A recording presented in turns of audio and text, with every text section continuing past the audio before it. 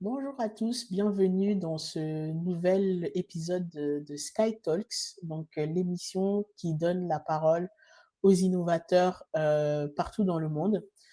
Sky Talks vous est présenté par Sky Wallet, donc une entreprise qui accompagne les entrepreneurs, les entreprises qui souhaitent accepter Bitcoin et les crypto-monnaies comme moyen de paiement. Donc, on s'occupe de tout, de l'analyse des, euh, des moyens de paiement existants jusqu'à l'intégration et un accompagnement post-installation pour que cet investissement puisse vous rapporter les bénéfices attendus. Aujourd'hui, je reçois un invité très spécial que je voulais absolument en fait interviewer quand j'ai vu tout ce qu'il faisait en fait dans l'écosystème Bitcoin et crypto-monnaie en Afrique de l'Ouest de façon générale. Il s'appelle Bouhari Mohamed et je vais le laisser entrer dans le studio pour lui poser plein de questions et le laisser se présenter. Hello, bonsoir Oui, Elodie.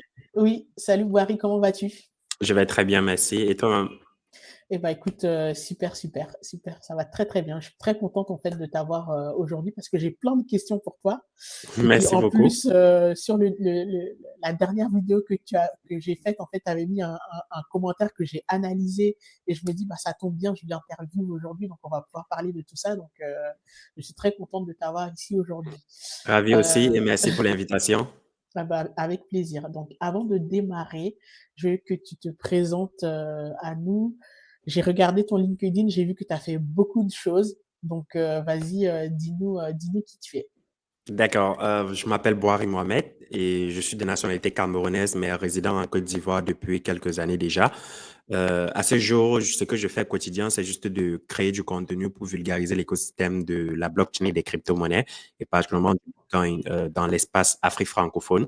J'ai écrit et publié 2 livres dans le domaine, dont je suis le seul en Afrique francophone à avoir écrit un livre sur les arnaques, qui est mon premier livre, qui est le guide pour déjouer les arnaques de la crypto-monnaie en Afrique.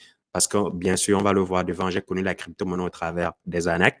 Et puis, mon deuxième livre qui est sorti en décembre 2024. Et à ce jour, lorsque je totalise, je suis déjà à plus de 127 conférences et meet-up organisées depuis 2021 en Afrique francophone, donc dans plusieurs pays, que ce soit au Cameroun, en Côte d'Ivoire, au Burkina, au Bénin et au Mali, au Sénégal aussi.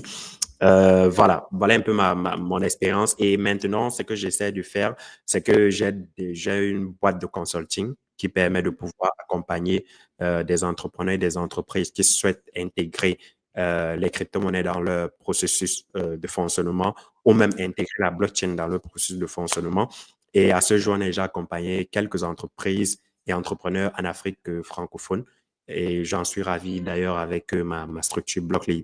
Donc, j'ai un dernier projet que j'ai lancé il y a moins de 6 mois, qui est la Bitcoin Tour. Peut-être on aura D'accord. l'occasion d'en parler, qui est une tournée éducative pour vulgariser le Bitcoin, former les jeunes sur la technologie sous-jacente, qui est la blockchain, et puis les innovations et les opportunités professionnelles de cet écosystème.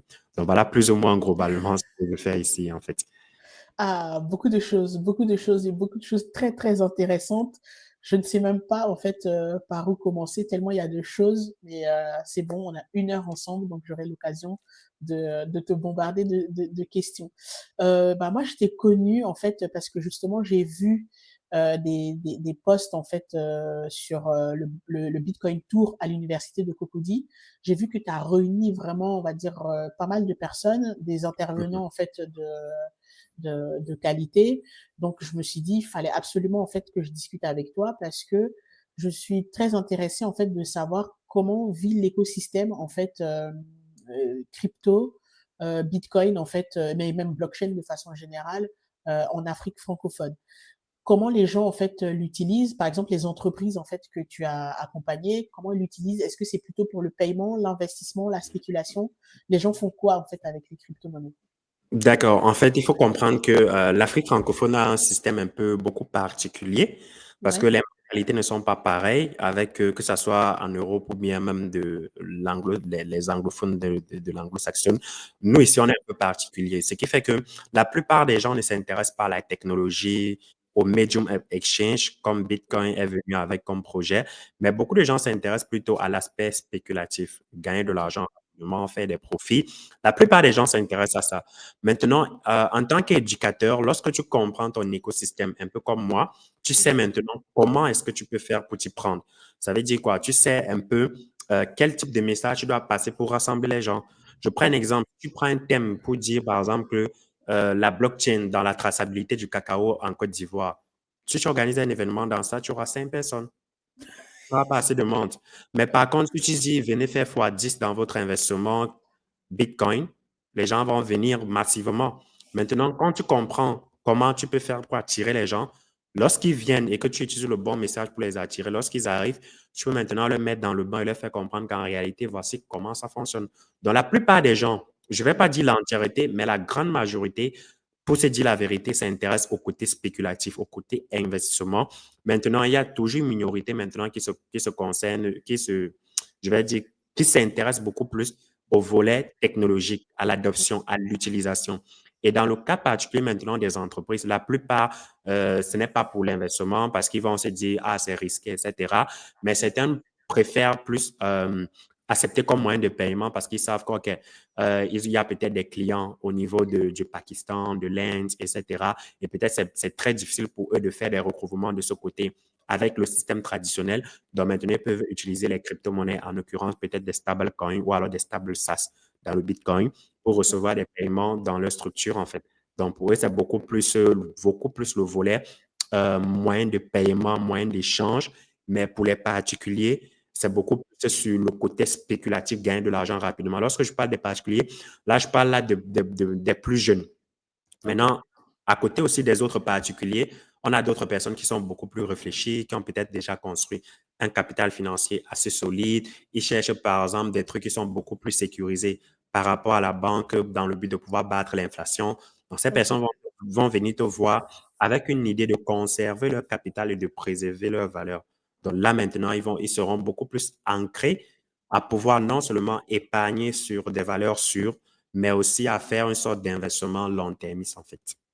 Ok. Donc effectivement, il y a plusieurs usages en fait différents.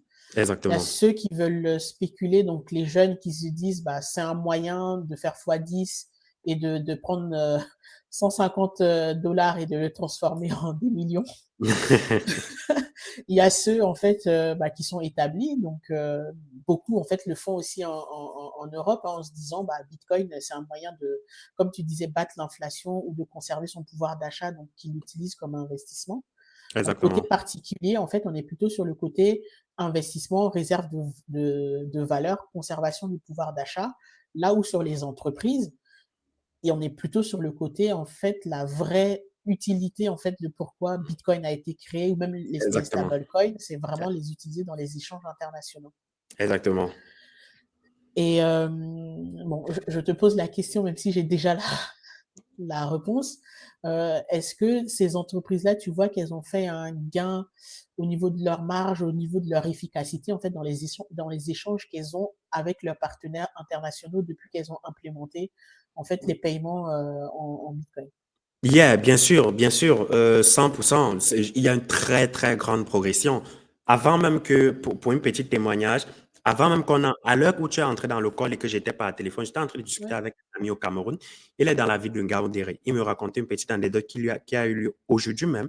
Il a eu Mhm. des Américains qui sont venus parce qu'il fait dans le secteur minier et il met à disposition des gens des pick-up. Il a 4 Ok. pick-up dans la location journalière. Mm. Et lorsque les Américains lui pour pratiquement plusieurs mois, ils se sont retrouvés à un taux total de pratiquement 15 millions de francs CFA. Ok. Maintenant, sauf que ces Américains-là sont arrivés au Cameroun. Ils pensent que c'est le même système qu'ils utilisent là-bas, donc payer les gens par carte directement. Le Mhm. gars, dès qu'il verse la carte, le gars a retiré dans sa carte pour dire, ah, voici ma carte Visa, fait le paiement avec. Mais sauf que dans la ville de Ngaoundéré, là-bas, le gars me fait comprendre qu'il n'y a pas de guichet pour dire que tu peux faire des retraits. Ou alors même, il n'y a pas de système où tu peux aller prendre ta carte et puis avoir du cash pour faire des paiements. C'est là où il me faisait donc comprendre qu'en réalité, voilà donc la crypto qui lui a aidé. Parce Oui. que je l'avais accompagné il y a de cela pratiquement 9 mois en arrière.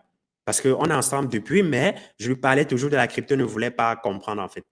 Mais je l'ai forcé il y a de cela 1 an en arrière, j'ai implémenté ça dans son entreprise et c'est aujourd'hui qu'il est en train de me faire le témoignage pour me faire savoir qu'en réalité, s'il n'y avait pas la crypto, il allait perdre un paiement comme ça Donc, les Ouais. gars lui ont fait le paiement direct. Heureusement, ces gars utilisaient les cryptos. Donc, il a demandé, est-ce que vous pouvez payer par crypto? Il a dit, oui, of course, on peut payer en USDT. Il a Ah ouais? encaissé. Oui, il a encaissé directement et il me faisait comprendre que là, ça s'est bien passé. Juste là, à l'instant même où on était en train de vouloir faire le call.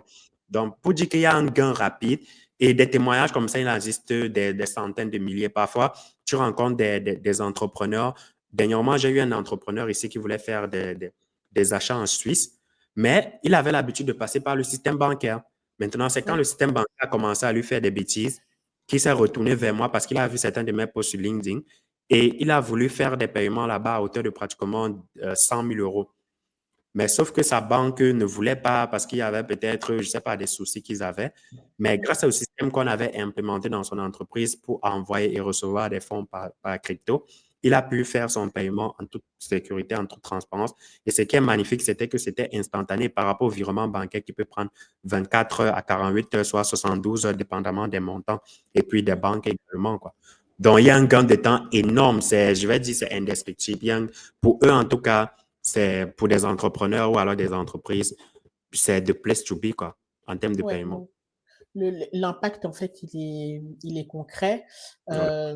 Bah, en fait ça me ça me fait rire un peu parce que je me dis en fait toi et moi en fait on est sur le on va dire le même sujet, on a le Mhm. même business, c'est-à-dire Mhm. aider les entreprises à parce que en fait moi je me dis toujours effectivement il y a le côté investissement etc. Mais cette technologie quand tu commences à la comprendre tu dis mais en fait elle est faite pour les entreprises. Elle est vraiment faite en fait pour les entreprises en fait parce que avoir un système de paiement, ça peut être une alternative parce que dans l'exemple que tu citais, bah, s'il était dans d'autres situations, les gens ils auraient pu leur payer dans sa carte, mais là Exactement. il avait un plan de repli, un plan B, donc un plan, voilà, il avait clairement un plan B et une entreprise, elle se doit en fait d'avoir toujours un plan B au cas où en fait on est dans une situation où bah, les moyens classiques en fait ont leurs limites. Donc en fait moi tout ce que tu me dis c'est, enfin je trouve ça génial en fait de se dire bah, concrètement bah, les cryptos en fait sont utilisés pour des gens en fait qui ont des problèmes en fait concrets bah, de la vie de tous les jours. Exactement. Et du coup, donc là, je sais pas trop en fait si je t'emmène sur tes livres ou si on parle en fait de l'événement en fait que tu as organisé. On va Bah, parler de choisis un. On peut parler des deux. Après, on peut parler d'un. Après, on parle de l'autre. c'est ça. Bah, on va commencer par l'événement parce que moi en tout cas ça m'a marqué. J'ai vu ça, Yeah. je me suis dit mais trop génial parce que en fait c'est ça qu'il faut faire. Et tu as raison. Bah, les gens, il faut savoir comment les attirer. Et puis une fois qu'ils sont dans la pièce, bah, tu leur parles en fait de ce qu'il faut. Quelles sont les thématiques en fait que tu as abordées en fait globalement pendant le Bitcoin Tour à l'université de Cocody, université que je D'accord. connais très bien parce que moi j'étais à l'université à Bobo Adjamé, mais j'étais souvent en fait à l'université Wow. de Cocody. J'ai fait mes premières années en fait de fac là-bas. Ah, Donc super, super. voilà, c'est ça. Donc je connais bien. Enfin, franchement, quand j'ai vu ça, je me suis dit waouh, génial. Wow, wow. Je savais pas que Ouais. tu étais de la Côte d'Ivoire. Si, si, si, si, si, si, ivoirienne, Wow. voilà, c'est ça, on va dire OK. franco-ivoirienne. Mais Ah, d'accord. mais en tout Super. cas, j'ai fait toute mon enfance hein, en Côte d'Ivoire. J'ai grandi là-bas, je suis né là-bas. Mes deux parents sont de là-bas. Et puis, bah, à l'université à Boubou-Adjamé, Cocody, je connais. Donc, en fait, de voir qu'il y avait un Bitcoin Tour à l'université de Cocody, franchement, j'ai adoré en fait de voir. J'ai vu les photos et tout ça. J'ai fait oh, génial. Donc, il faut que j'interroge ce gars pour lui demander mais de quoi il a parlé aux gens là-bas. D'accord. En fait, je vais venir d'abord dans la jeunesse de Bitcoin Tour. Bitcoin Mmh, Tour, c'est un programme éducatif parce que j'étais un peu saoulé de faire des événements dans des conférences, dans des hôtels, des meet-ups, etc. Je voulais avoir un réel impact sur les vraies personnes. Et pour moi, les gens qui vont utiliser vraiment les cryptos dans les 5 10 prochaines années à venir sont encore sur les bancs. C'est beaucoup plus la jeunesse. Ce ne sont pas les vieux de 50 ans qui ont les cheveux blancs. Désolé, excusez-moi, mais ce sont les plus jeunes qui seront beaucoup plus aptes à utiliser ça. Donc, moi, j'ai dit, OK, je vais donc créer un projet éducatif qui est totalement gratuit. L'objectif, c'est d'aller dans des universités et des grandes écoles pour former des jeunes sur c'est quoi le Bitcoin, c'est quoi la technologie derrière, c'est quoi la blockchain. mais également leur présenter les opportunités professionnelles qu'il y a dans ces secteurs d'activité. Parce que la plupart pensent seulement que lorsqu'on parle de Bitcoin, c'est uniquement sur le volet spéculatif, gagner de l'argent, etc., sans savoir qu'il y a des opportunités de carrière où tu peux vraiment avoir des très bons salaires dans ce domaine-là et très bien fonctionner. Donc, ça, c'était l'objectif. Et on a commencé par l'université de Cocody parce que j'ai quelques contacts là-bas et les trucs sont allés rapidement. On a rassemblé pratiquement près de 237 personnes ce jour. Et on attendait plus parce que je voulais remplir l'amphi. C'est une amphi de pratiquement 500 personnes. On voulait le faire malheureusement à 6 heures du matin. L'homme propose, Dieu dispose. Là, une très forte pluie a commencé. Il a plu de pratiquement 7 heures jusqu'à pratiquement midi. Et Ah, les les pluies participants ont d'Abidjan, vu, c'est terrible, hein. les participants sont même arrivés sous la pluie. Donc, imaginons s'il n'y avait pas la pluie, l'amphi serait vraiment, vraiment Non. énorme. Mais on ne se plaint pas, on a fait, ça s'est bien passé et on prévoit le faire encore d'ici le mois prochain, toujours là-bas, parce que les gens de l'université eux-mêmes nous ont maintenant sollicités parce qu'ils ont vu l'impact. Donc, D'accord. là maintenant, ce qu'on voit ce jour, c'est un programme qui est subdivisé en trois parties. La première partie, c'est une phase théorique. Ça veut dire on explique d'abord c'est quoi le Bitcoin aux gens, c'est quoi la blockchain, comment ça fonctionne, comment ça marche pour qu'ils puissent au moins se préparer. La deuxième partie, c'est une partie purement pratique. On leur permet d'interagir avec la blockchain, les échanges, comment utiliser Bitcoin comme medium of exchange, envoyer, recevoir. Donc, on met quelques sats à leur disposition, création des wallets, et puis on teste des petits trucs. Eux-mêmes, ils voient comment c'est assez rapide, assez fluide, comment vérifier les transactions et autres. Et puis, la troisième partie, c'est une partie des panels. Donc, on invite des panélistes locaux qui Mhm. pratiquent déjà dans l'écosystème de la blockchain. Ça peut être des entrepreneurs dans l'écosystème de la blockchain, ça peut être des salariés, ça peut être des développeurs qu'on appelle. Cette fois-ci, j'avais appelé pratiquement 4 personnes. Loïc, elle est contre chez Stella, qui est un très bon Ouais. ami à moi. Il est passé chez Binance et puis chez EasyChange. Ensuite, j'ai pris Suleiman Ouattara, qui est développeur blockchain aussi. Ensuite, j'ai pris Fofana Lassina, qui était ou alors qui est entrepreneur dans le domaine de la blockchain, qui est un Mhm. plateforme également. Et puis, j'ai pris Taras Pio, qui est un Bitcoin maximaliste, qui est un consultant Bitcoin, qui permet aux entreprises aussi de recevoir Bitcoin comme moyen de paiement. Donc, l'objectif, c'était qu'autour de ce panel-là, on puisse présenter aux jeunes ce qu'on fait déjà en Côte d'Ivoire en matière de blockchain. On ne va pas venir leur raconter les travaux que d'autres personnes font. Non, on va leur dire, voici un exemple d'un jeune qui reste en Côte d'Ivoire, qui fait le développement blockchain et qui gagne sa vie grâce à cela. Voici la tranche de montant, voici la tranche qu'il peut gagner par mois en termes de projet lorsqu'il travaille dessus. Donc, ça, c'était vraiment notre objectif. Maintenant, la première partie, on leur parlait bien sûr des bases, c'est quoi le Bitcoin, c'est quoi la blockchain. Vraiment, c'était la partie théorique de l'insertion. Maintenant, la partie pratique, on essayait de voir et puis le panel qui a eu lieu, c'était simplement pour poser des questions et puis présenter aussi les opportunités parce que lorsqu'on montre le parcours de ceux qui sont passés, on présente aussi les opportunités aux jeunes. Qu'est-ce qu'un jeune fraîchement sorti de l'université de Cocody peut faire dans le domaine de la blockchain? La plupart pensent que non, pour exercer dedans, il faut être littéraire, il faut être scientifique, il faut comprendre les maths, l'informatique, il faut Ouais. être financier. Non, on présente les trucs pas à pas. Tu peux sortir d'une filière littéraire, tu deviens graphic designer, tu deviens consultant Bitcoin, tu n'as pas besoin. Moi, je n'ai pas fait des études extrêmement poussées pour faire ce que je fais aujourd'hui, en fait. Donc, ça c'est globalement le contenu qu'on fait dans la Bitcoin Tour pour les jeunes. Ok, super, super pratique surtout. Moi, c'est ce que j'adore le plus parce qu'effectivement, aller se positionner devant un jeune et lui dire, bah oui, tu sais, je sais pas où, en fait, aux États-Unis, les gens gagnent tel montant, en fait, ça va pas du tout l'aider. Il va sortir de là, il va aller retourner manger son garbat tranquille et il va pas du tout, il va pas du tout s'intéresser à ce que tu lui as raconté. Donc, je trouve que ce que tu fais, en fait, c'est excellent de mettre des gens, en fait, qui sont déjà dans l'écosystème, qui vivent, en fait, là, qui sont présents, en fait, de façon locale. Et Exact. aussi, en fait, eux, ils ont aussi la façon de leur parler.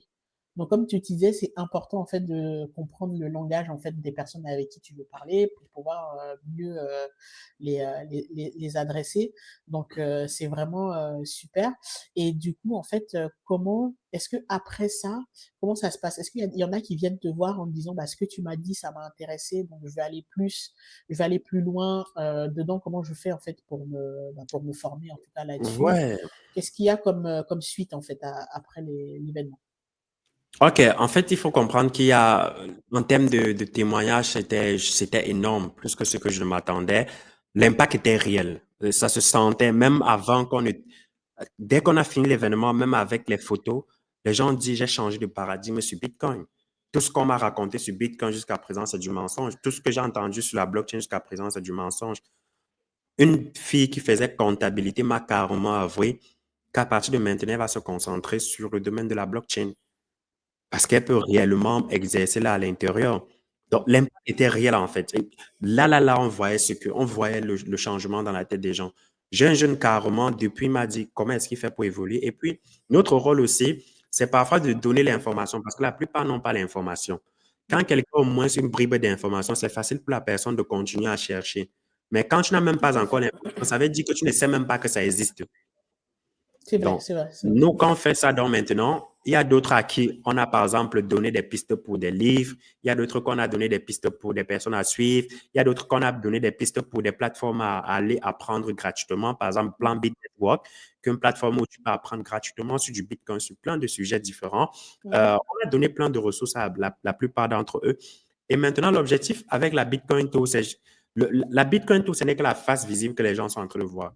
L'objectif après, c'est d'organiser des hackathons qui seront à la fois des hackathons business et puis des hackathons tech.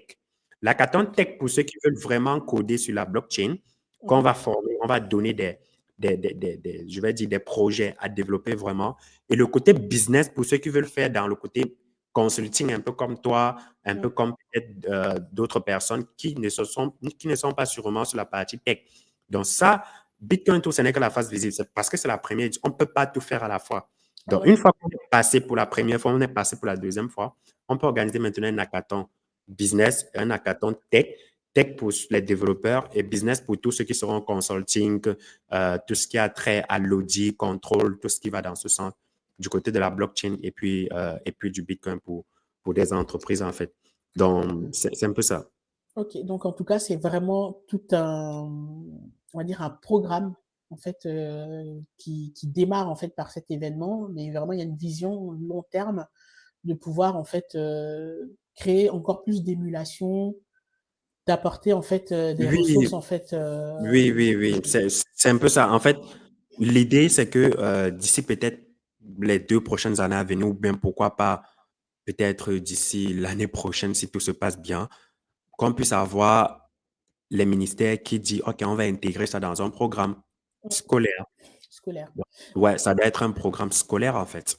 Parce que, Justement, j'allais te poser la question, comment, parce que là, tu m'as dit l'université de Cocody, du coup, ils étaient chauds. Ils ont dit, ah bah, les jeunes, leur truc, là, ça a l'air intéressant, on se met dedans. Est-ce que, en fait, à part ça, il y a des organisations, en fait, au niveau étatique ou bien même juste local, en fait, qui vous disent, bah, les gars, venez nous parler de votre truc parce que on aimerait bien comprendre de quoi il s'agit. en fait, c'est très compliqué. Sans mentir, c'est très compliqué.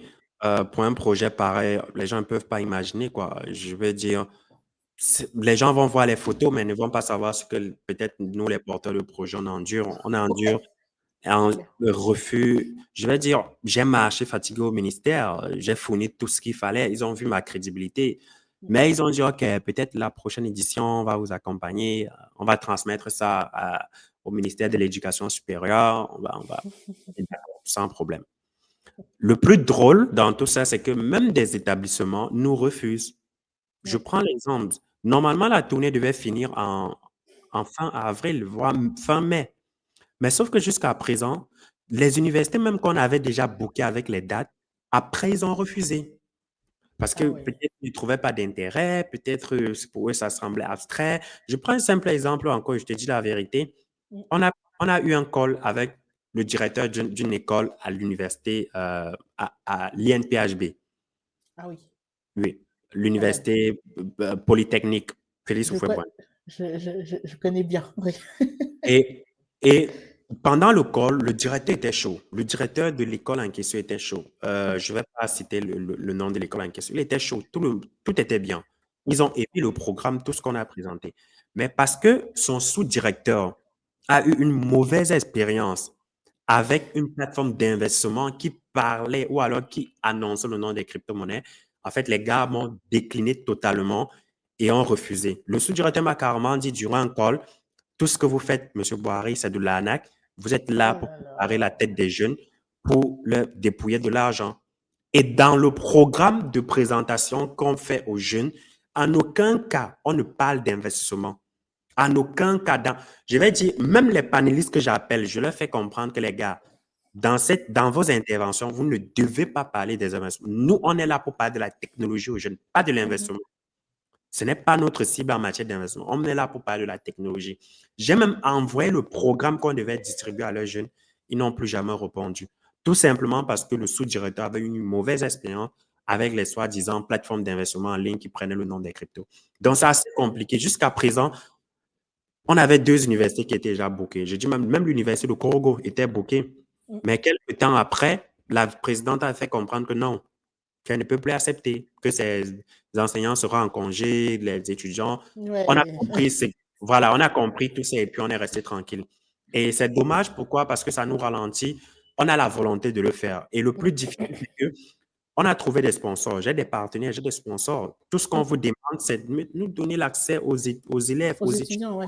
Mhm. et puis à la salle. C'est tout ce qu'on demande. Si vous voulez la transparence, voici tout le programme qu'on va présenter aux étudiants. En aucun cas, on ne fait part de l'investissement.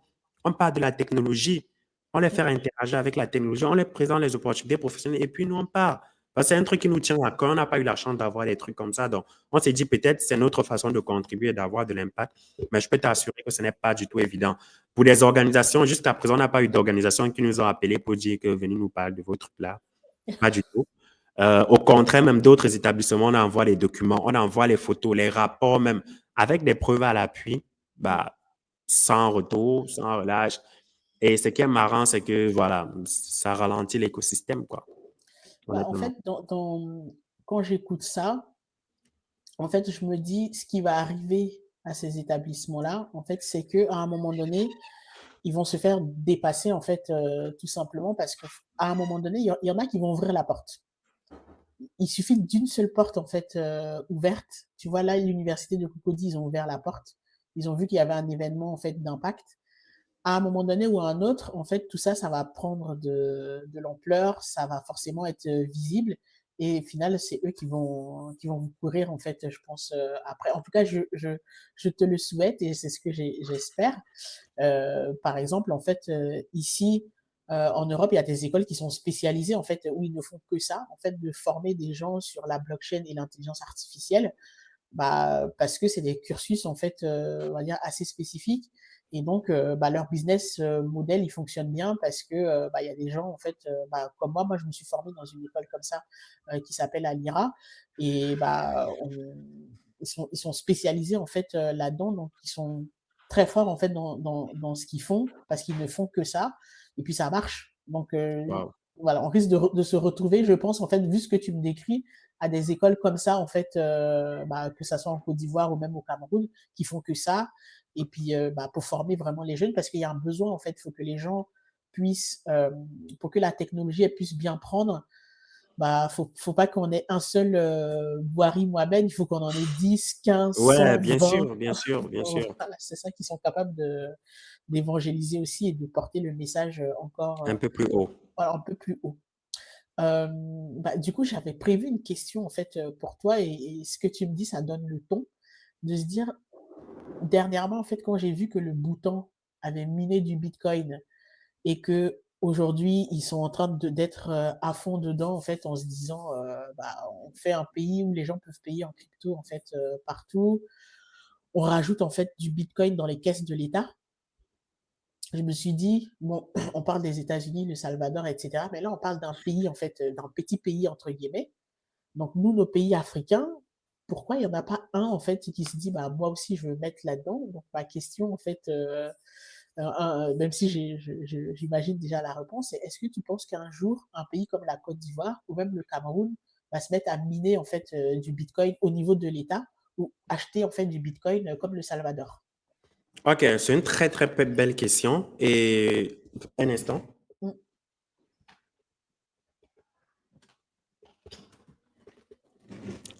OK. Comme je disais, je vais dire, c'est une excellente question. Les choses vont se faire. Dernièrement, j'étais au Cameroun il y a peut-être 4 jours de cela. Et on a eu un événement, Conférence Bitcoin Afrique, qui est le plus grand événement Bitcoin en Afrique francophone, dont je suis l'un des gars qui contribue à l'organisation. Et durant cet événement, il y a le DG de la CNPS, la Caisse nationale de prévoyance sociale. Je pense qu'il y a aussi l'équivalent ici en Côte d'Ivoire, Ouais. euh, qui a pris la parole. Et tellement il est deep dans Bitcoin que j'ai compris que lui, au moins, il avait compris. Il était extrêmement deep. Tous ceux qui étaient à l'événement étaient bluffés. Il a parlé du minage et il expliquait comment est-ce que le gouvernement camerounais pouvait utiliser le barrage de Nachtigal avec la production qu'ils ont, qui ne sont pas nécessairement utilisables pour pouvoir faire du minage. Et puis, il a fait une petite annonce disant qu'il y a la construction d'un nouveau barrage. Et là, ils sont en train d'installer des trucs pour le minage du Bitcoin. Donc, je pense que d'ici peut-être euh, l'année prochaine ou alors la fin de la construction de ce barrage, ça sera vraiment automatique. Peut-être ils vont le faire, mais de façon peut-être cachée, Oui. sans peut-être annoncer publiquement, mais quand même, ils vont le faire. Et si on veut revenir à la Côte d'Ivoire, je pense que c'est un pays qui est assez et très, très, très ouvert, surtout avec ses autorités. Il faudrait juste qu'on essaye plus ou moins, peut-être nous, en tant qu'acteurs, d'aller vers eux pour un peu Mhm. leur expliquer de quoi il s'agit pour qu'ils puissent très bien comprendre. Parce que euh, un pays comme la Côte d'Ivoire qui accueille l'Africa CEO Forum pour la deuxième fois, ça veut dire qu'ils comprennent quand même les avancées technologiques. Un pays comme la Côte d'Ivoire, qui a un ministère qui s'occupe, une branche qui s'occupe des startups, de la réglementation des startups, ça veut quand même dire qu'en fait, il s'intéresse à l'évolution technologique, à tout ce qui est dans ce sens-là. Un pays qui booste un peu le côté d'intelligence artificielle. Mm. Ouais, dans un jour, ça va arriver. Donnons-leur quand même le temps de quand même bien comprendre. Et je suis certain que lorsqu'ils vont comprendre, ils vont peut-être regretter pourquoi ils n'ont pas compris un peu plus tard. Parce qu'un Ouais. pays comme la Côte d'Ivoire, d'après mes calculs que j'ai fait dernièrement, la Côte d'Ivoire peut rembourser ses dettes d'ici 2040, totalement l'entièreté de ses dettes, s'il commence à acheter peut-être pour, je sais pas, peut-être pour 10 milliards de Bitcoin maintenant, quoi. Voilà, et puis surtout, en fait, moi je pensais au fait que la Côte d'Ivoire, on va dire, a un réseau de barrages hydroélectriques en fait qui est très développé. Donc il y a eu Yeah. beaucoup en fait de barrages en fait qui ont été mis en place. Donc en tout cas, et puis même le réseau électrique en Côte d'Ivoire, c'est vrai qu'il y a du délestage, etc. Yeah. Comparé à certains pays en fait de l'Afrique de l'Ouest, je trouve est quand même assez évolué, étant donné que la Mhm. Côte d'Ivoire même revend de l'électricité en fait à ses voisins. Mhm. Donc, je pense que mettre en fait quelques fermes de minage quelque part en fait en Côte d'Ivoire, ce serait pas un problème. Oui, ça ne Mais sera peut pas un problème pour eux. voilà, peut-être que comme tu dis, il n'y a pas encore en fait une compréhension, une prise en charge du sujet. Et Mhm. puis, je ne sais pas si toi tu es au courant, mais est-ce qu'il y a eu des gens qui sont allés vers eux en fait pour leur en parler sérieusement, mais à un niveau en fait un peu plus élevé? D'accord. Je pense pas, je n'ai pas eu d'informations. Ok. Peut-être on le prépare pour le faire peut-être d'ici l'année prochaine, lorsqu'on aura peut-être assez de moyens, assez de preuves, Mm. et puis aussi l'architecture qu'il faut, Ouais, la mise en qu'il place, faut. tout ce qu'il faut sur le plan technique et tout ce qu'il y a lieu à faire. Et une fois qu'on a ça, on pourra aller vers eux tranquillement pour discuter, quoi. Maintenant, il faut aussi aller vers eux pour que, il faudra aussi que ces personnes soient assez ouvertes pour nous recevoir aussi parce que Exactement. les posts LinkedIn, les commentaires LinkedIn, ah, on peut vous contacter, c'est parfois différent de la réalité quand tu arrives, en fait. Donc, nous, Je on suis connaît tout d'accord. ça. Donc, il faudrait que peut-être ils puissent être en mesure de nous recevoir que de simplement dire dans des interviews, dans des commentaires, sur des annonces. Non, il faudrait que ça soit vraiment concret, quoi. Concret, voilà, c'est ça. Ouais. Parce que bon, à minima, au-delà du minage, au moins en acheter. Et comme tu Oui, bien disais, sûr. à l'échelle d'un pays comme la Côte d'Ivoire, 10 milliards, en fait, bon, ça reste raisonnable. Donc, Oui, bien sûr, ça reste raisonnable. Ça reste raisonnable. Ils ont quand même de l'argent. Lorsqu'on lève, tu vois ce qu'on en fait, tu te dis, bon, bien peut-être sûr, pas mieux, au lieu de faire ceci, de peut-être acheter du Bitcoin, quoi. voilà, d'en mettre un peu dans du Oui, Bitcoin. d'en mettre un peu, ouais. Ouais, en tout cas, moi, c'est quelque chose que j'espère voir un jour. Et ça m'amène à une autre question qui est la question en fait du franc CFA. Yeah. Aujourd'hui, en fait, concrètement, le franc CFA, tout à l'heure, à travers l'exemple en fait que tu citais, on se rend compte que c'est un système monétaire en fait qui est enclavé. Donc quelqu'un peut pas se déplacer avec ses francs CFA pour venir acheter quelque chose ici en Europe. Quelqu'un peut pas en fait, on va dire, envoyer des francs CFA en fait à quelqu'un. Donc ça, c'est forcément transformé en euros ou en dollars avant de sortir en fait de la zone CFA. Donc, est-ce que Bitcoin, en fait, un système qui existe déjà, on va dire qui a les rails en fait qui fonctionnent, pourrait selon toi devenir un jour une façon en fait pour les États de la zone CFA de sortir en fait de cette monnaie en fait qui est un peu, on va dire limitante pour se saisir en fait d'une monnaie en fait qui est quasiment internationale par défaut. Je le dis toujours et je vais jamais cesser de le dire. L'Afrique est le continent qui a le plus besoin de Bitcoin. L'Afrique est le continent qui a le plus besoin de Bitcoin. Actuellement, comment est-ce qu'on peut expliquer le fait qu'on soit dans un continent à 54 pays ou États et qu'on puisse avoir 33 monnaies? Ça ne s'explique pas. Ça ne s'explique pas. Je vais dire, c'est incroyable en fait. Et dans notre contexte de l'Afrique francophone, avec l'utilisation du CFA, je vais dire c'est un poison. C'est un poison, les gens ne s'en rendent pas compte, mais c'est quelque chose qui nous maintient. Et quand bien on parle du CFA, ce n'est pas comme si c'est le même CFA qu'on utilise en Afrique centrale qu'on peut utiliser en Afrique de l'Ouest. Je ne peux pas voyager avec mon billet de 10 000 du Cameroun et je viens l'utiliser en Côte d'Ivoire. Donc, en dehors d'être un poison, c'est un poison encore plus toxique. Et Bitcoin peut résoudre cela en faisant simplement quoi? En étant un moyen d'échange pour tout le monde et partout. Je prends un exemple. Boari veut voyager du Cameroun pour la Côte d'Ivoire. Au lieu d'échanger ses francs CFA là-bas, s'il a son Bitcoin qu'il utilise au Cameroun, il peut arriver à l'utiliser en Côte d'Ivoire dans tout ce qu'il fait. Et cela, tu n'auras pas besoin d'avoir des comptes d'opération qui vont faire en sorte que la France aura toujours, alors le Trésor français aura toujours une quote-part par rapport à l'argent qu'on va faire ici. Ou alors que notre monnaie doit être payée ou alors doit être collatéralisée par rapport à une autre monnaie ou alors par rapport à une devise. Comment ça se fait qu'on base la monnaie d'un pays par rapport à la monnaie de l'autre? Ça veut dire que si l'euro se porte mal, le franc CFA va se porter mal. Ça n'a pas de sens. Et comme j'aime souvent le dire, et c'était la vision du Bitcoin depuis le début, si tu veux contrôler un peuple, contrôle son argent.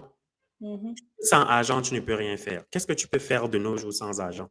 Tu ne peux pas te déplacer sans argent. Tu ne peux pas voyager sans argent. Tu ne peux pas manger sans argent. Tu peux rien faire sans argent.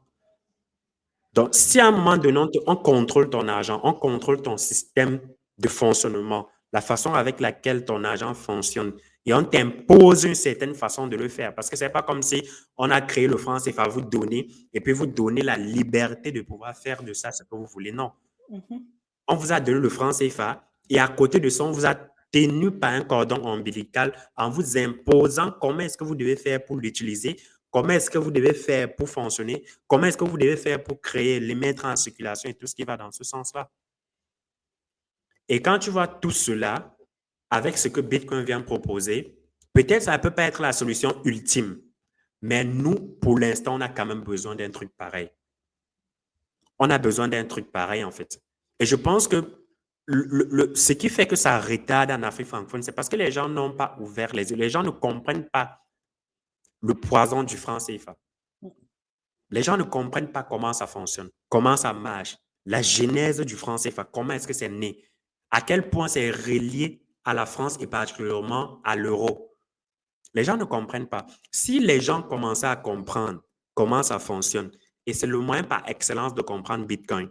Pour comprendre Bitcoin dans sa profondeur, tu dois comprendre l'argent. Tu dois comprendre comment ça marche et comment ça fonctionne.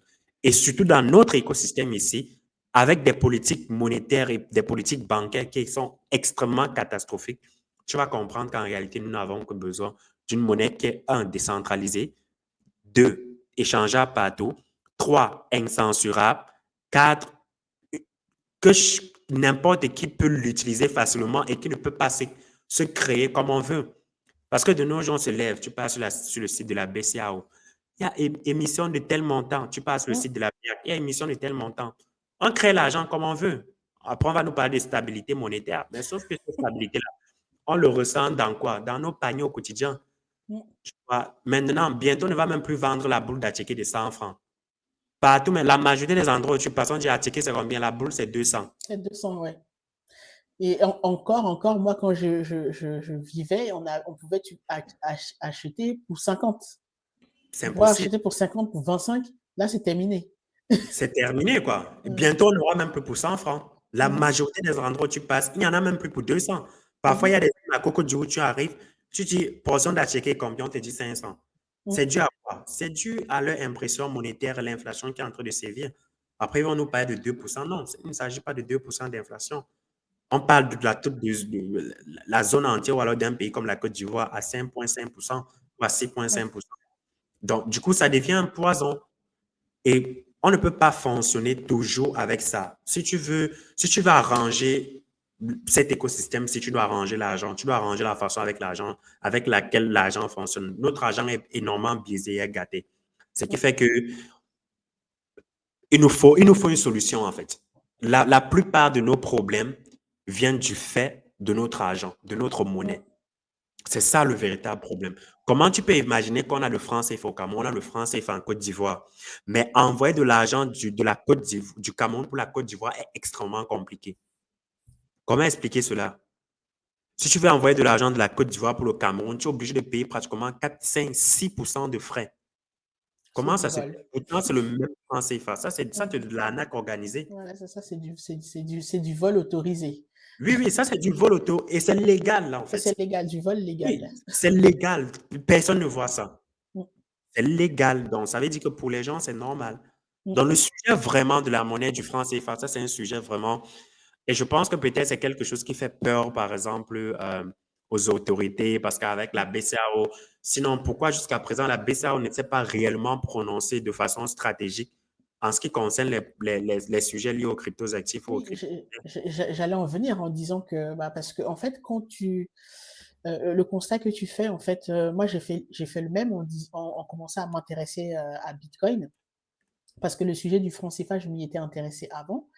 Et quand j'ai lu le white paper, j'ai commencé à m'intéresser à Bitcoin, je me suis dit: «Ah tiens, en fait, là, ce truc-là, en fait, il y a vraiment un endroit où il résout un problème qui est vraiment bien précis, c'est vraiment le problème du franc CFA. En fait, je dirais que ça peut se substituer en fait, à des monnaies, comme le franc CFA parce qu'on a déjà, comme tu disais, bah, l'émission qui fonctionne.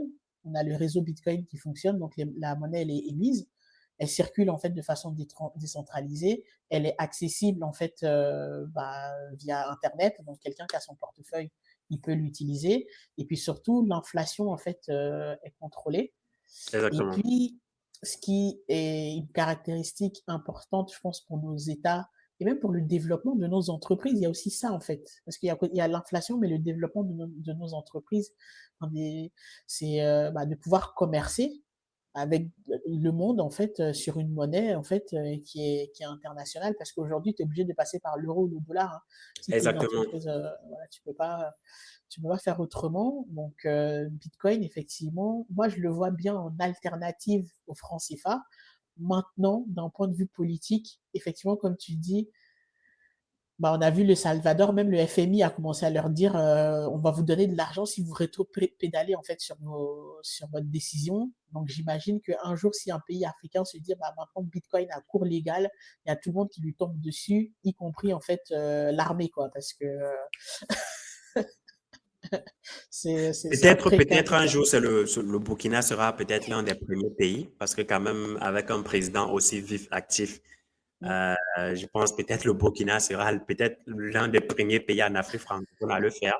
Je pense que si le président comprend comment ça marche, il sera radical dessus et il va l'utiliser à fond. Ça, c'est certain. Il suffit juste qu'il comprenne. Bah, c'est marrant que tu parles du Burkina parce que je sais plus, il y a quelque temps, en fait, il y avait un post de quelqu'un que je suis, en tout cas sur LinkedIn. Je me souviens plus très bien. Il a dit: est-ce que Thomas Sankara aurait adopter Bitcoin. Wow. Et en tout cas, quand on connaît le personnage, j'ai envie de dire oui. Parce que rien que déjà, en fait, pour envoyer un bras d'honneur en fait, à tout le système de dette en fait, qu'il il a beaucoup critiqué, en tout cas de son vivant, je pense que, en tout cas, tu as raison, s'il y a un pays en fait, en Afrique qui devrait commencer en fait, il y a de fortes chances que le Burkina en fait soit un bon Amen. candidat. Voilà, pardon. C'est clair. Donc on a parlé du franc CFA, on a parlé du minage, on a parlé de ta vision à long terme en fait, par rapport, bah, au Bitcoin Tour. Mhm. Moi j'aimerais bien parler aussi des bouquins que tu as écrits parce Yes. qu'il y a un qui soulève en fait, un sujet qui est très important en fait, c'est celui des arnaques et je pense que, tout à l'heure tu parlais de poison toxique. S'il y en a un en fait qui est un poison toxique en fait pour l'adoption, de Bitcoin et des cryptos, eh bien c'est les arnaques. Déjà les Exactement. arnaques en fait, bah, sur les vols des crypto-monnaies qui sont légitimes, les fausses crypto-monnaies en fait qui sont créées, que certains confondent avec Bitcoin. Donc moi j'ai envie de savoir plus sur ce que tu as écrit dans ton livre, donc donne-nous un résumé et puis décris-nous quelques arnaques en fait, pour sensibiliser les gens. D'accord. Alors, le livre est composé de, je pense, 8 chapitres. Peut-être je vais le mettre à jour. Je ne trouve pas toujours peut-être le moment de le mettre à jour, mais de 8 chapitres. Et dans chaque chapitre, je développe une arnaque et je montre comment est-ce qu'on peut la déjouer. Donc, je parle de mes expériences personnelles, des expériences des personnes qui sont dans la francophonie que je connais, qui se sont fait arnaquer des gros montants, Mmh, des leaders du domaine. Je partage ça dans le livre et puis je montre les solutions sur comment est-ce qu'on peut faire pour les éviter. Et c'est vraiment un poison vraiment pour notre écosystème parce que euh, ça nous empêche beaucoup d'évoluer. Ça fait que lorsque tu parles de Bitcoin ou alors de crypto à quelqu'un, ou même de blockchain, on assimile ça directement à arnaque, plateforme d'investissement, Ponzi, tout ce qui va dans ce sens-là. ouais. Et c'est dommage, en fait, c'est dommage. Et c'est ce qui m'avait poussé à écrire parce que même moi, j'ai connu la crypto au travers d'une arnaque. C'était une plateforme d'investissement qui donnait le nom je vais dire, des crypto-monnaies pour pouvoir dérober de l'argent aux gens. Donc, quelques temps plus tard, ils ont claqué la porte comme la majorité et sont partis. Et dans le livre aussi, ce qui est intéressant, c'est que je parle quand même des arnaques que qui sont récurrents chez nous. Ça veut dire Mmh, des plateformes de Ponzi. C'est par exemple les OK. arnaques les plus récurrentes dans l'écosystème francophone. Les plateformes qui vont vous arriver et dire, OK, gagnez 200% en 3 jours avec votre argent, on va aller multiplier ça sur Bitcoin. Ça, c'est du pipeau, en fait. Ça n'existe Ouais. pas. Mais sauf que la plupart des gens, naïfs parce qu'ils ont premièrement des problèmes d'éducation financière, Mmh, parce que quelqu'un qui est éduqué financièrement va juste faire une simple analyse. Ma banque en une année, me donne peut-être 3,5% de rendement. Pour la plupart des banques ici en Côte d'Ivoire, c'est ça. mmh, 3,5% de rendement sur mon compte épargne. Mais voici un système où on me dit je vais recevoir 200% au bout de 6 mois. Comment ça se fait?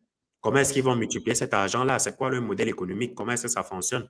Donc, ouais, c'est avec ça. un peu d'éducation financière, tu peux détecter rapidement les arnaques. Sauf que dans notre environnement, l'éducation financière est extrêmement banalisée. Les gens ne sont pas éduqués Mmh, financièrement.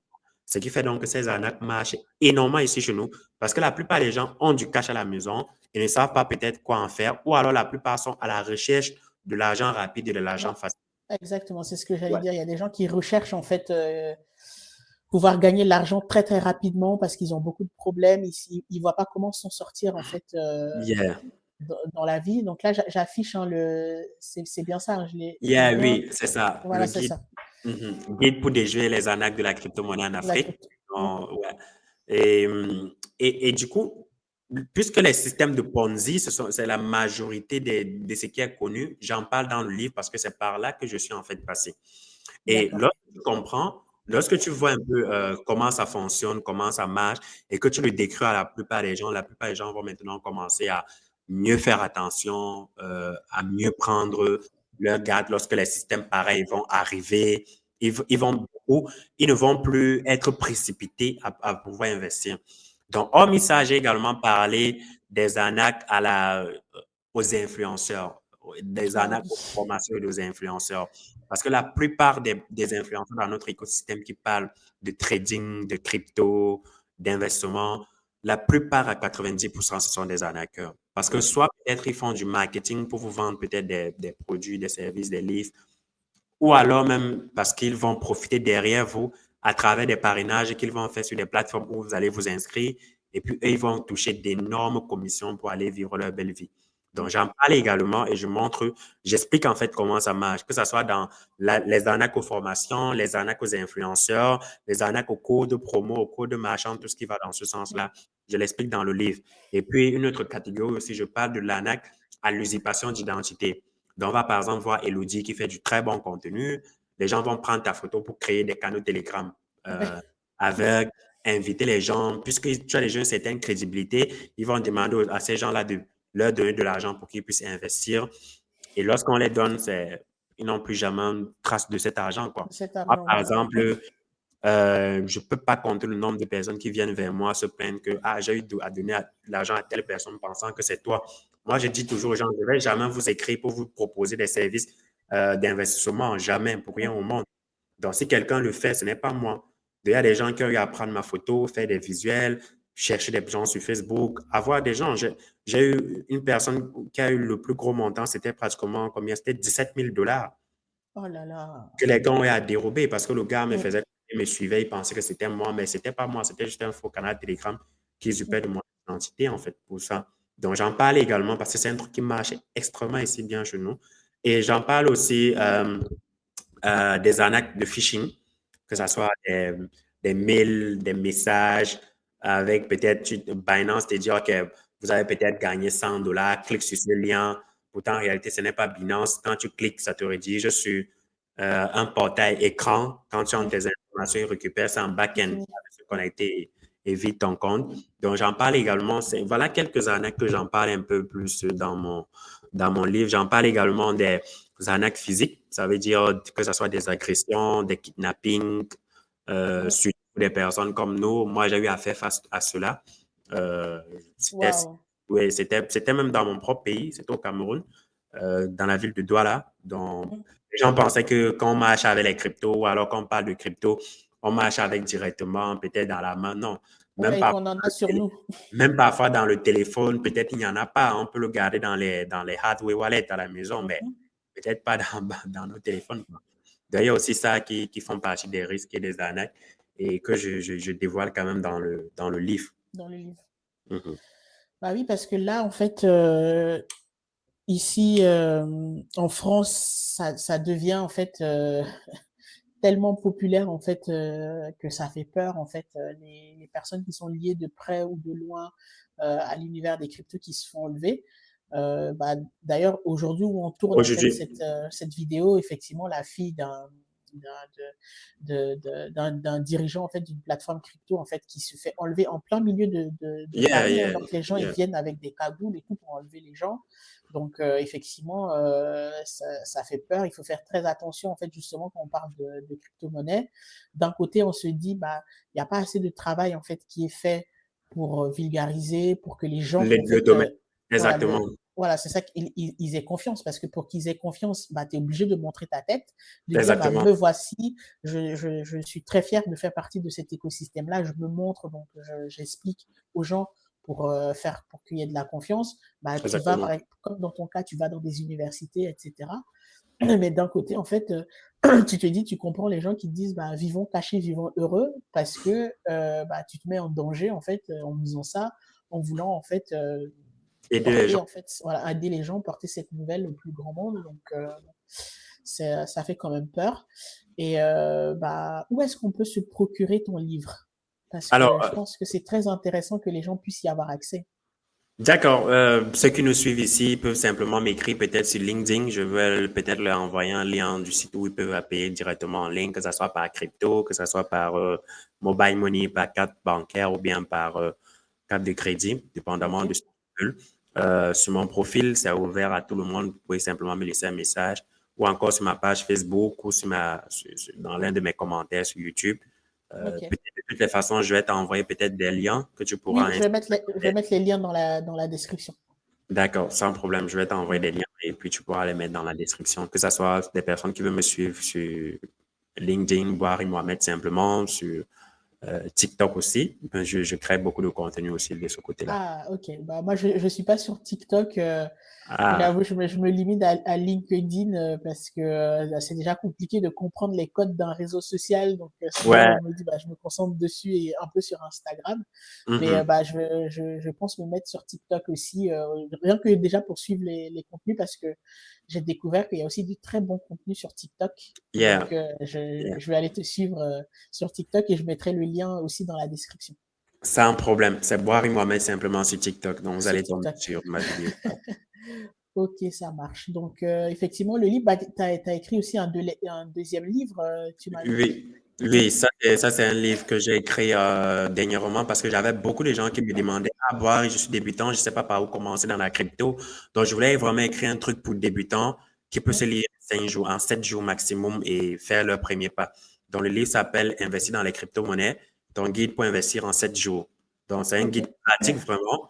En 7 jours, lorsque tu le lis, tu pratiques ce que j'ai dit à la fin de chaque journée, il y a des exercices à faire. Lorsque tu fais ces exercices-là, normalement, à la fin de 7 jours, tu dois avoir ton téléphone, avoir un wallet dedans, faire tes premiers investissements directement, que ce soit 1000 francs, 10 000, 15 000, 20 000. Au moins, tu auras déjà fait à la fin des 7 premiers jours parce que je recevais énormément de messages de gens Mmh. qui me disent, ah, je suis débutant, je ne comprends rien, je veux commencer tout doucement, comment est-ce que je fais? Donc, c'est pour ça que j'ai écrit cet e-book-là vraiment de façon pratique. Ah, super. Bah, en tout cas, je vais mettre aussi le lien, en fait, dans la description, et je trouve ça très, très intéressant. Bah, d'ailleurs, en fait, moi, je compte aussi parce que quand je me suis lancée, en fait, moi, j'étais focalisée les entreprises, les paiements, en crypto, et cetera, et bah, je suis d'accord avec toi, j'ai reçu aussi beaucoup de demandes, en fait, des gens qui me disent: «Mais c'est très bien ton truc, mais comment on fait pour en acheter? Comment on fait pour, et puis ça m'a permis aussi, en fait, d'aider certaines personnes à déjouer des arnaques.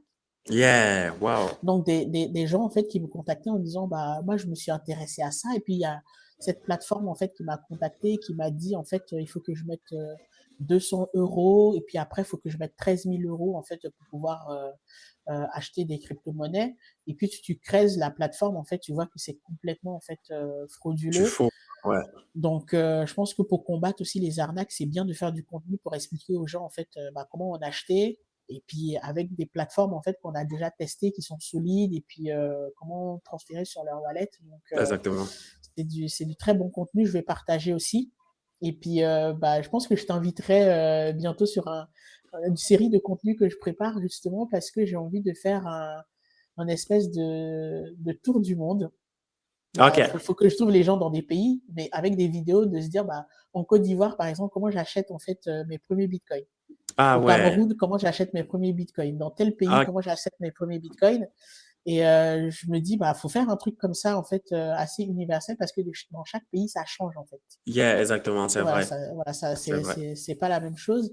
Et ça m'amène, à la question, c'est par exemple, que ce soit en Côte d'Ivoire ou au Cameroun, est-ce qu'il y a des plateformes locales, ou est-ce que en fait, c'est que les acteurs internationaux comme Binance ou Coinbase qui sont présents, ou est-ce qu'il y a des plateformes locales qui permettent de faire de l'on-ramp ou off-ramp, en fait, pour acheter directement, en fait, des cryptos avec les monnaies locales? Oui, il y en a, il y en a. Il y a EasyChange qui est l'un de nos sponsors à la Bitcoin Tour. Mmh. EasyChange permet avec du franc CFA, Orange Money, Mobile Money, Wave, d'acheter directement ses premières cryptos, que ce soit de l'USDT, du Bitcoin, de l'Ethereum, du Solana, du Cardano.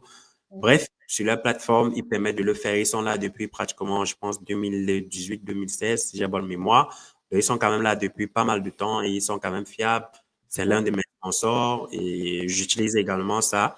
Et en dehors de ça, j'ai un ami à moi, Amadou Sek, dernièrement qui est au Sénégal, qui a lancé Vision Crypto. Vision Crypto te permet de pouvoir acheter tes premières cryptos ou alors en vendre Mmh. de façon instantanée en utilisant le mobile money, quoi. Donc, il y a déjà des plateformes locales qui sont en train d'être construits ou alors qui sont déjà construits et que les gens peuvent utiliser assez rapidement et assez facilement. Il y a également Ejara de Nelly, notre Nelly, oui. du Ouais, Cameroun, voilà notre grande sœur à tous. qui fonctionne aussi très, très, très, très, très, très bien. Donc, les gens peuvent également l'utiliser ça pour pouvoir acheter peut-être leur premier Bitcoin, leur premier crypto et Mmh. en conserver, quoi. En plus, elle, sur sa plateforme, il y a aussi la tokenisation en fait des bons du trésor. Exactement, Donc, qui permet exactement. aussi aux gens d'investir en fait dans des bons en fait de leur pays. En tout cas, c'est très très instructif. C'est vrai que je me dis aussi plus on a des plateformes aussi locales parce que c'est bien les plateformes internationales, bah, ça donne confiance, etc. Mais au plus on a des plateformes locales, ça fait que l'écosystème lui-même il s'entretient parce Exactement. que bah, ça crée de la richesse aussi, ça crée aussi des champions nationaux. Donc ça ne peut être que bénéfique. J'ai interrogé cette semaine, enfin la semaine dernière, Idrissa Seck, qui m'a parlé Yeah. aussi des plateformes au Sénégal. Donc au Mhm. Sénégal, je savais que ça bougeait, mais je me posais des questions par rapport aussi à la Côte d'Ivoire. Donc là, tu me rassures. Et est-ce qu'il y a des commerçants ou des boutiques en Côte d'Ivoire où on peut payer en fait en Bitcoin directement avec son wallet of Satoshi? Yeah, il y en a, il y en a, il y en a, il y en a énormément. Il y a même dans des plages, sur Badro Beach, à Simi Mafia, tu peux payer ça, tu peux consommer et payer en Bitcoin. Il y a des trucs à Trincheville, à Makori même. Il y a des restos comme ça, quoi. Il y a des restos. Moi, je vais parfois dans ces restos-là et je consomme et je paye en Bitcoin. Peut-être je ferai une vidéo un jour pour montrer Oui, comment ça se passe, pour prouver un peu aux gens que, ouais, c'est possible de le faire, en fait. grave, grave, grave. Fais des vidéos, on partage, on like, parce que ça, c'est vraiment, ça montre l'adoption concrète, quoi. Yeah, yeah, sans souci. Et du coup, une dernière question, parce que là, on arrive à la fin de l'heure. D'accord. Un invité que j'ai reçu justement, et j'avais mis la vidéo sur LinkedIn et que tu avais commenté, qui dit que bah, les gens qui utilisent leur Bitcoin pour payer sont des fous, parce que Bitcoin, il se valorise avec le temps. Donc, en fait, bah, les gens ont plus tendance à garder leur Bitcoin qu'à l'utiliser en fait comme moyen de paiement. Qu'est-ce que tu réponds à ça? Est-ce que toi, quand tu dépenses tes sats dans un resto, tu te dis, mince, j'aurais pas dû les dépenser, j'aurais dû les garder en fait parce que dans quelques années, ça va peut-être me permettre de me payer une Lamborghini. Pourquoi je les ai utilisés pour acheter en fait à ticket à locaux, quoi. D'accord. En fait, ceux qui s'expriment comme ça, avec tout le respect que je dois à ce monsieur, sont des personnes qui n'ont pas compris Bitcoin. Et pourtant, c'est très clair. À la première ligne du white paper du Bitcoin, c'est bien écrit. Bitcoin est P2P, Electronic Cash System. À aucun moment donné, Satoshi n'a fait comprendre que Bitcoin était fait pour holder uniquement. Non, ce sont nous qui avons transformé Bitcoin en cela. Bitcoin est fait pour être le medium of exchange, pour être un moyen d'échange. Tu peux avoir un moyen d'échange, mais tout en conservant une partie. Quand je dépense certains stats, ce n'est pas pour dire que je n'ai pas quelques réserves de Bitcoin que j'en conserve, mais je dépense quand même. Est-ce que quand tu fais des dépenses en francs CFA, ça ne veut pas dire que tu as un compte bancaire bloqué quelque part avec les francs CFA dedans? Tu as C'est peut-être un vrai. compte à EcoBank, à Freelance. Mais pourquoi tu dépenses alors le franc CFA? Ou bien c'est parce que le franc CFA, lui, ne va pas prendre de la valeur. Non, restons dans la vision de Satoshi. La vision de départ est claire. Faire de Bitcoin un moyen d'échange pair à pair, décentralisé. C'est simple. Et c'est ça qu'on utilise pour le faire au quotidien. Et les gens sont en train de le faire. À travers le monde, il parlait que les pays n'utilisent pas. Non, ça se fait à travers le monde. Il y a ce qu'on appelle Bitcoin circulaire économique, dont la façon avec laquelle on fait circuler de l'argent avec le Bitcoin. Il y a le volume de transactions en 2024 de Bitcoin a dépassé largement le volume de transactions sur Visa. Visa qui est le moyen de paiement le plus utilisé au monde. Mais les gens ne peuvent pas faire des volumes de transactions comme ça uniquement pour stocker de l'argent ou alors pour avoir ça, pour holder ça. Non. C'est parce qu'à un moment donné, on l'utilise également comme medium of exchange pour échanger des choses, Des pour choses. acheter des biens et services. Et ça, ce n'est que des track records qu'on a eu sur la plateforme on-chain. Parce que sur la blockchain normale, on peut tracer le volume qui se fait. Mais imaginez donc ceux qui ne font pas le Lightning, puisque le Lightning n'est pas traçable. Mhm. On ne peut pas savoir combien les gens ont dépensé par Lightning, en payant par Wallet of Satoshi, en payant Ouais. peut-être par Blink, en payant peut-être par Phoenix. On ne peut pas tracer ce qui se passe par le Lightning. Mais je suis certain que le Lightning, c'est 2 fois plus le volume que ce qui se passe en chaîne même. Parce que les gens utilisent. Je prends un simple exemple. Je suis arrivé dernièrement au Kenya, en décembre. J'ai fait un retrait une seule fois dans un guichet automatique. Le reste de mon séjour, j'ai payé en Bitcoin. Parce qu'il y a une application là-bas qui s'appelle Tando. Tu Mhm. utilises Tando, tu payes en Bitcoin. Celui qui est en face de toi reçoit un mobile money. Donc, du coup, c'est assez facile. Les gens l'utilisent. Donc, quand quelqu'un dit que ceux-là sont des faux, je vais dire, moi, je considère que cette personne n'a pas compris l'idéologie de Bitcoin. Cette personne n'a pas compris de quoi le projet s'agit. Parce que Bitcoin, c'est un projet de start-up. Le, Bitcoin n'a pas encore atteint son apogée. Bitcoin n'a même pas encore commencé. Parce que l'objectif, c'est de faire de Bitcoin un moyen d'échange.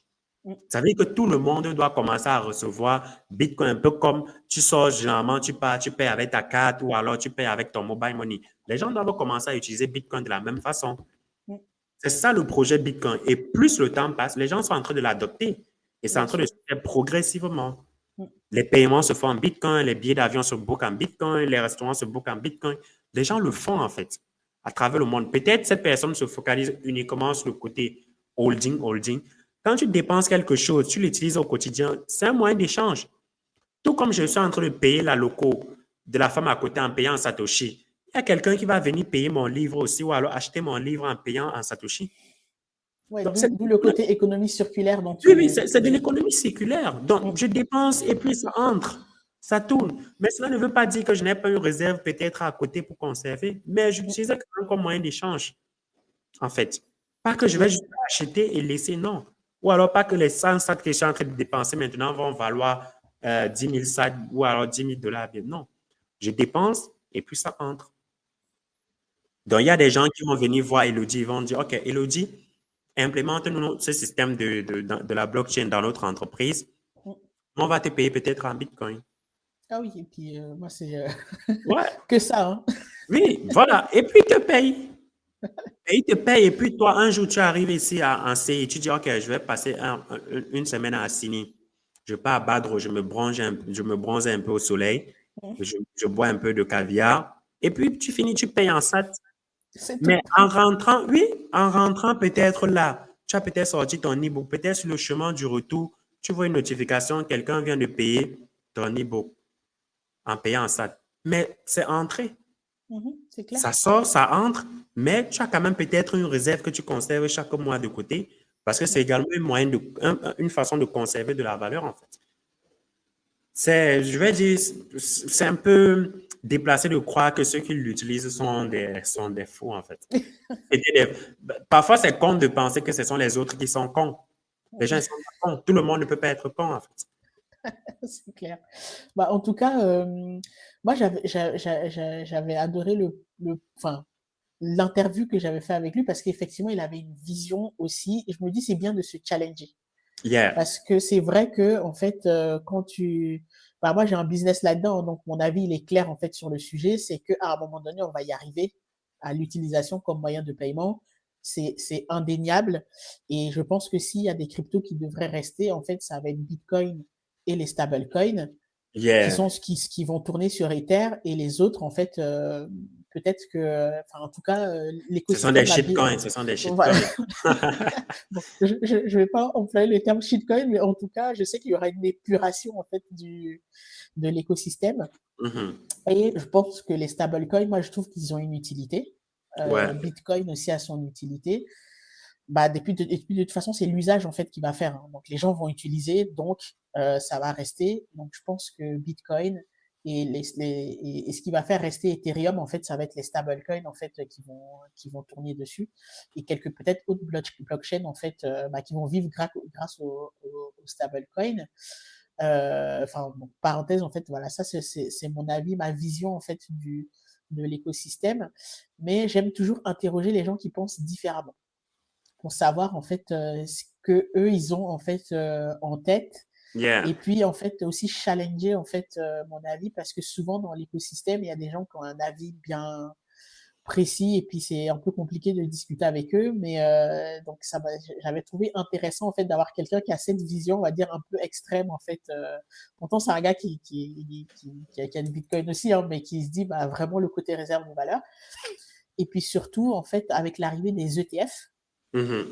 Et moi, je t'avoue en fait que quand je regarde tout ce que BlackRock ils achètent ou même MicroStrategy ils achètent en fait en masse du Bitcoin, je me dis: «Bah, allons-y quoi, il faut qu'on en achète aussi parce qu'à un moment donné, ils veulent, heu, ils veulent tout siphonner». Donc ceux qui sont pour la circulation du bitcoin, bah, c'est le moment d'en acheter si on veut pas en fait se faire passer devant et que ça devienne juste un produit spéculatif avec pas mal de produits dérivés qui sont adossés. Exactement. Mhm. Bah, en tout cas, merci pour ton temps. C'était super comme interview. Je pense qu'on sera amené à, bah, en refaire d'autres. Sans Justement, problème. voilà, le projet dont je t'ai parlé de, bah, ça va être toi qui va être mon cobaye pour montrer comment acheter Bitcoin au Cameroun En Côte d'Ivoire, et en Côte d'Ivoire. sans Parce que problème. je pense que faut qu'on le fasse, faut qu'on soit plus nombreux en fait à en parler. Il faut qu'on on va dire, on fasse du contenu à gauche, à droite, et puis surtout le contenu sur les arnaques, je pense que c'est très, très important parce que en fait, si on a un écosystème qui est à peu près propre, c'est ce qui va donner confiance et puis les gens vont venir. Tu vois, là, tout à l'heure, tu as expliqué en fait l'exemple de l'école, en fait, bah, bah, vous avez été recalé en fait parce que le gars, il s'est fait rect en fait quelque part. Donc, voilà, les arnaques, en fait, on va dire, elles nous tuent tous, quoi. Donc, Exactement. voilà. Donc, plus on fait de contenu dessus, mieux c'est. En tout cas, merci Boiry. Est-ce qu'il y a un mot de la fin, une dernière pensée, un livre à conseiller, peut-être un des tiens, en fait, à quelqu'un qui nous regarde et qui se dit, bah, leur truc, ça a l'air intéressant, je veux m'y intéresser. Est-ce que tu conseilles, en fait, aux gens une dernière parole, en fait, pour terminer l'interview? D'accord. En fait, si j'avais un livre à conseiller aux gens, je vais dire deux. Le premier livre, c'est d'abord le livre blanc du Bitcoin, le white paper. Il faut lire. Si tu ne lis Mhm, pas, tu vas pas. La plupart des gens qui sont contre le Bitcoin n'ont jamais lu le white paper, n'ont jamais pris le temps de lire et l'analyser. Tu comprends comment l'argent fonctionne. Dès que tu lis le white paper, tu es d'accord avec. Il n'y a personne qui a lu le white paper qui comprend comment l'argent fonctionne, n'a pas été d'accord avec Bitcoin. Ça n'existe, mhm, j'ai pas rencontré. La deuxième des choses, il faut lire le livre blanc, le livre de Satoshi. Ça s'appelle le livre de Satoshi, un peu pour sa pensée, pourquoi elle a créé Bitcoin. Parce que pourquoi je recommande uniquement Bitcoin? Parce que ce sont des fondamentaux. Si tu comprends Bitcoin, les autres seront faciles à comprendre. Et puis, peut-être on n'aura pas besoin de creuser assez longuement. Il faut comprendre les fondamentaux et laisser beaucoup de bruit. Les bruits ne sont pas les fondamentaux. Et maintenant, si j'avais un dernier truc à ajouter, c'est fils de money, fils de wall, quoi. Donc, si tu veux arranger le monde, tu arranges l'argent, c'est tout. mhm. Super. Bah, en tout cas, merci beaucoup pour ton temps. C'était une super interview et bah, en tout cas, à très bientôt. À très bientôt, Elodie. Merci également à toi.